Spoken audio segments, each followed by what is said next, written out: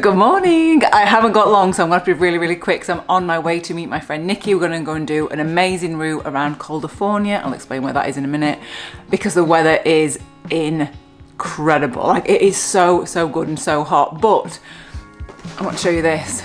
This is the extent that I went to be able to ride well for me in the heat. And so I want to share like a little tip that I've got so you don't have to faff around doing this.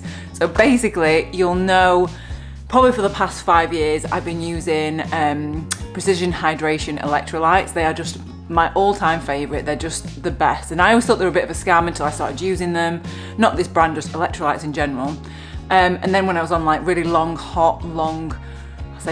Audaxes, I used to feel like almost like hungover the day after. Started using electrolytes, these ones specifically, because there's no like bad like chemicals or like colorings or flavorings in them. They're just like a really good, just amazing. I honestly, I rave about them so much.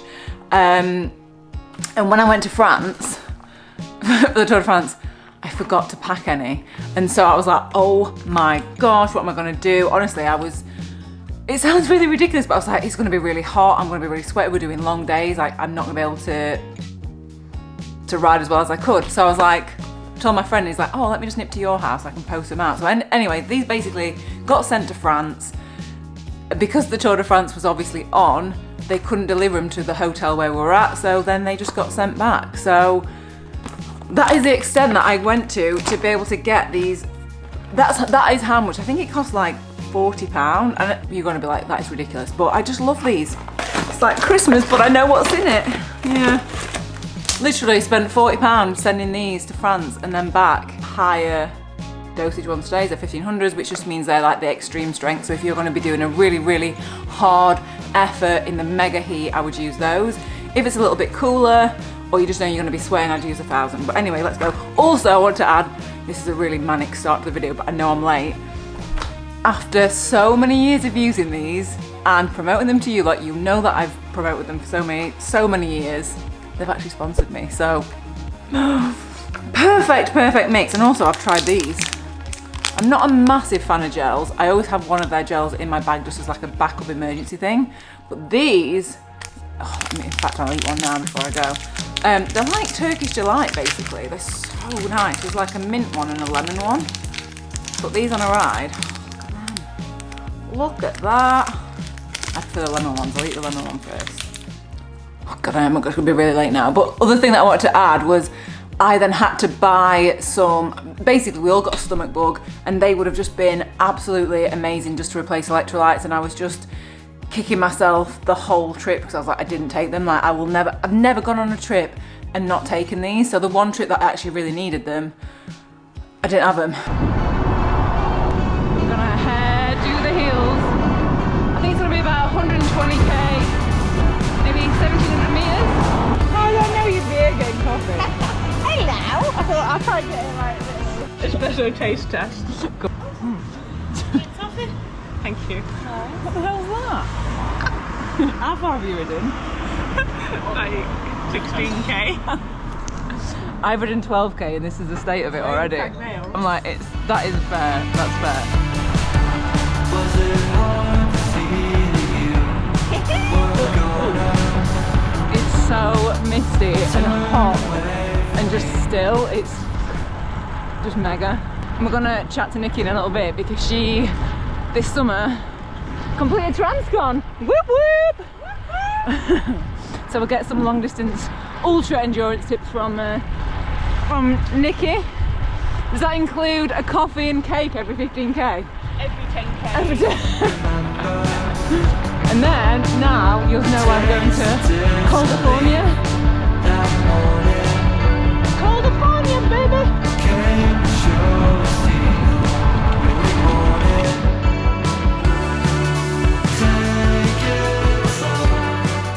I'm filming you! Look how good this looks though. Look over there! Just so beautiful! This is so sick. No, they're never nice. Look at the state of it. I hate cobbles. We're in Haworth And I was like, oh no, did that really, how steep was it go? Oh, we got to go back up that? I'm not going to show it on camera. Oh. I don't know why I've still got my helmet on. Anyway, so Nikki's here and she is insane ultra cyclist. I was like, I'm just gonna like pick her brains. There's a couple little questions if any of you are wanting to get into more ultra. She's doing her hair now. Oh my god, you look great, Nikki. You look fantastic. TCR. Look at me. TCR, yeah. TCR. Transcontinental. How far was it? 3,650k, and yeah, about I don't know how much climbing. 30 to 40,000 meters of climbing. 12 days, 20 hours, and 3 minutes.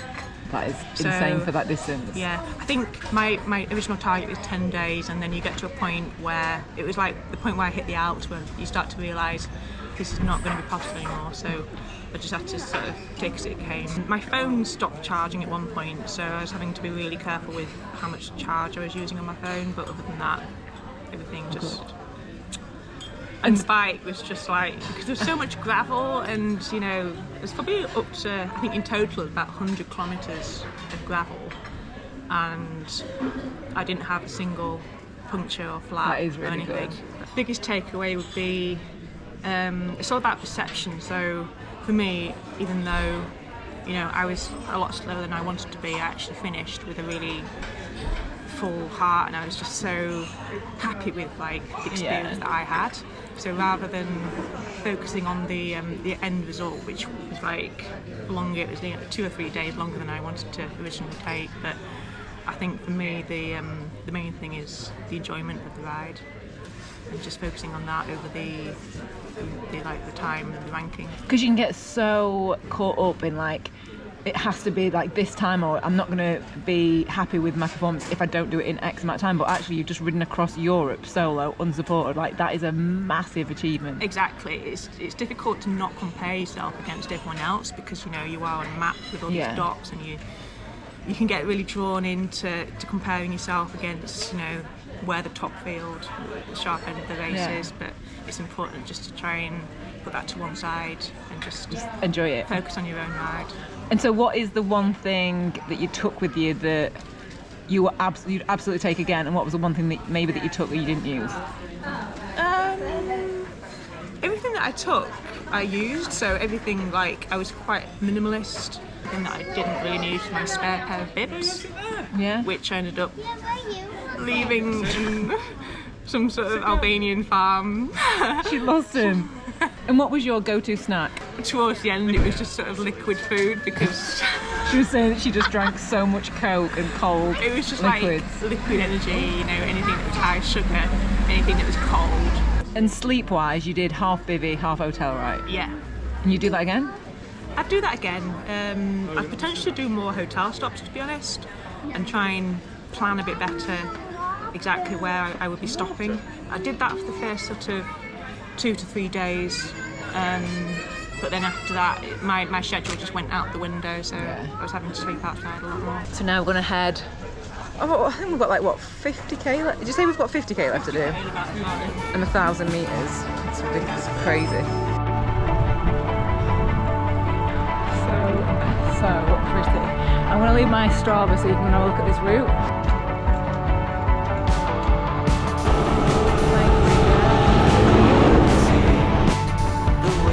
This is one of my favourite pieces of road probably ever. Like, it's undulating, straight, reservoir there. Oh, it's just so pretty. This is Big Jack. Jesus Christ.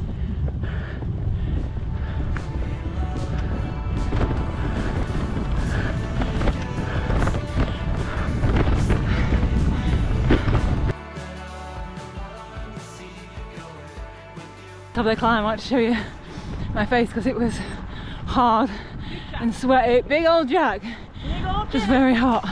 And look at this descent, amazing.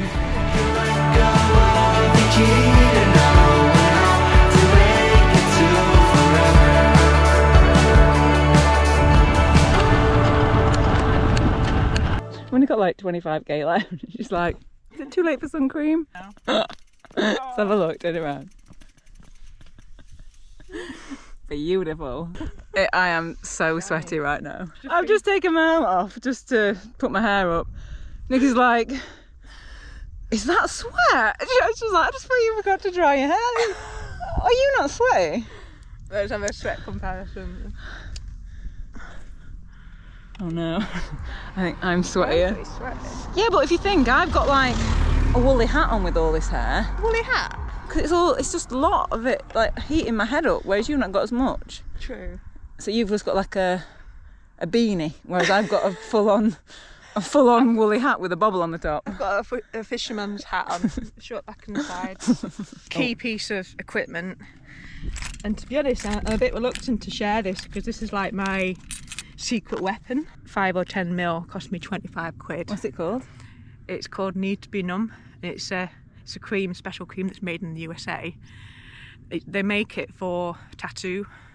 So before you have a tattoo, you put it on your skin and you can't feel your skin. It completely like freezes the skin. And where are you putting that? Where do you think? On my nether regions. So you're completely numb for like 12 days down there? It was, to be honest, it was a last resort. I was like, just in case. Just in case, you know, I'm really suffering. I'm going to take this. It's and empty. It was just like amazing. And I just... Okay, so this is like showing the other side, because I think there's so much of it's like glorified when people cross the finish line. It's like amazing, but there's like stuff like that having to numb. Do you want a demonstration of this? Yeah, my hands. What, putting your cream on? No. So my hands, they're not actually quite as bad now, but all the skin is starting to peel off. I wasn't wearing any gloves for the last couple of days because it was so hot. So, but the thing that's bad is my left hand is completely, well, the ends of my fingers are numb, and I just don't have any dexterity in my hand. So and that's I just can't from... like, I can't really like undo my helmet and stuff like that. I don't have any pincing strength. And that is a common thing, isn't it, with ultra distance cyclists, that it's even with aero bars, like you still get it. Yeah, it's that sort of strength in the muscle there, I think. And I think the thing that caused it was my left shifter became really, really stiff. So one thing I didn't mention, one massive takeaway would be that next time I will have Di2 shifting, because this is all mechanical, so over the course of the race it just became stiffer and stiffer. This is the things that you don't see like in the aftermath. You see people like obviously dishevelled immediately after, but then it's the weeks after, months after that people still have like issues. So it's a lot of it is like the long-term recovery is the nerve damage. Because my legs and my body feels great now. I feel like sometimes it's forgotten, and that these ultra events are tough on your body for immediate effects and then longer term, so just bear that in mind if you are wanting to do longer stuff. If not, just come out and just sweat your face off like I am today doing like 100k. Sweat your hair off. It's ridiculous, isn't it? Like that is actually ridiculous. You've just been for a swim. Maybe I have. And look, essentials. That stuff, brilliant. I love that. That's but you don't want to mix that up with that.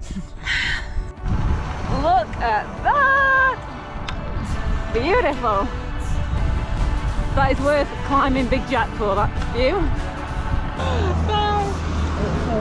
I'll leave your Insta.